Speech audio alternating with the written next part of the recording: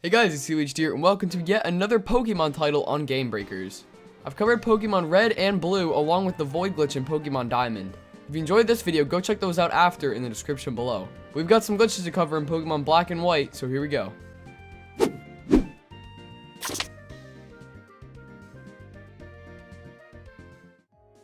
In this section of the Dream Yard, there's a staircase that leads to the basement. On the left side of this, there's a row of tiles that can't be walked on. I thought it might have something to do with the staircase being there, but you can walk on the sides of it just fine.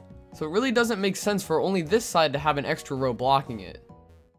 For this glitch, you need to save the Daycare Man from these Team Plasma members in Embossing City. Upon defeating them, he'll reward you with a bike and access to the daycare. Anytime after this, obtain an egg from him. Drop off any remaining Pokemon so you only have one Pokemon and the egg. But not just any Pokemon, it needs to know the move Assist. This can be learned by cat-like Pokemon. For example, I use the Skitty. Now head into battle. Assist is a move that selects a random Pokemon in your party and uses a move from it. But since we only have an egg, it'll take a move from there instead. I had a Ponyta egg, so my Skitty ended up using Fire Spin and Ember.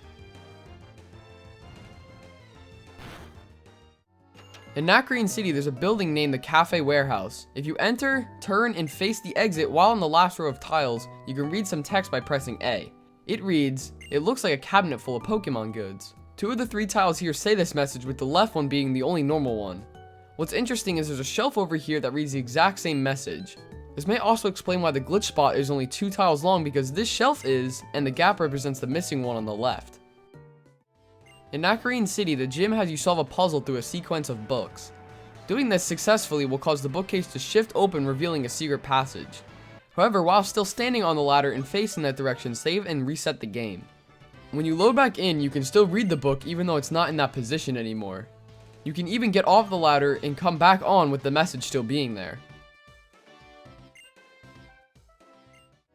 At any point in the game, if you find a trainer walking in a loop, like him on Route 13, stand on one of the corners of his path. Instead of turning, his animation will keep playing and he'll stay walking in place. In Relic Castle on the 3rd floor, there's a spot of the wall you can walk inside. Walk directly down from the heap of sand you fall down and it's right there. My guess is it's either a room that the developers decided to take out or they simply forgot to add collision there. But even so, it's an odd place that raises questions on why it's there. When using the PC, select the Move Pokemon option. Press select to bring up the box select menu and then go and change the title of the box. When you exit out, the red X is completely gone from the screen. It's pointless though because you can still quick exit from the box by tapping where X used to be. In Embossing City, there's a row of lights on the ground. When you stand on them, your shadow goes underneath on all except the one closest to the tunnel. I thought that one was the odd one out until I went to the amusement park area and saw more lights on the ground. Upon standing on these, the shadow went over top again like the one near the tunnel. So I'm now uncertain of which ones are acting correctly and which ones are not.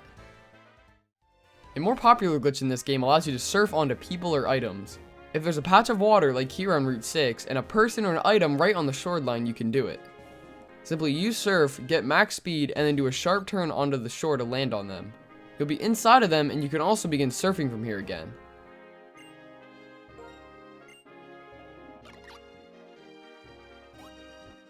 This building located in Driftville City houses a lady that speaks 1 text speed lower than anyone else in the entire game.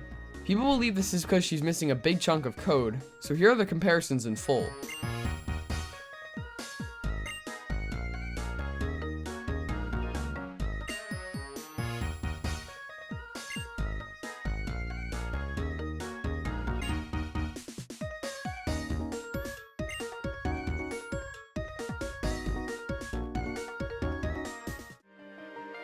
The Celestial Tower has a strange effect that occurs on the 3rd and 4th floor. Every time you press the B button, the trainers change which direction they're facing. For some reason, this only happens on the 3rd and 4th floor of this area throughout the entire game, to my knowledge anyway, with the only exception being the nurse. This next glitch allows you to prevent a Pokemon from attacking in a doubles battle. You need the first Pokemon to have Sky Drop and the other have Gravity. I used Braviary and Clefairy for this since they both learn these moves from leveling up.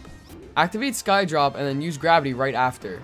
This will completely disable the Pokemon you targeted and is now unable to attack. As long as you don't swap out Pokemon or kill it, the glitch will remain intact. In the Opelousas Gem, there's a small ramp leading up to the dragon. While on the ramp, you can walk off the sides and strangely enough, it leaves you almost suspended in air. There's another tile issue in this gym, but I'm not 100% sure if this one's intentional or not. Behind the gym leader, the tiles behind the warp pad cannot be walked on. So the final glitch is exclusive to the Japanese version, but I really enjoy this one, so I'm going to show it. In the Embossing Gem, lose to Lady Coletta and you'll be returned to the Pokemon Center. Upon coming back to face her, she'll be standing on the tracks, get run over, and then hop out to rematch you. It's pretty funny and sadly didn't make it into the English version. So that's going to do for today's video. If you enjoyed, drop a like and subscribe. I had a blast covering another Pokemon game, and if you have any suggestions for future games, post them in the comments below. But for now, I'm going to get up out of here. Thank you guys so much for watching, and as always, see ya!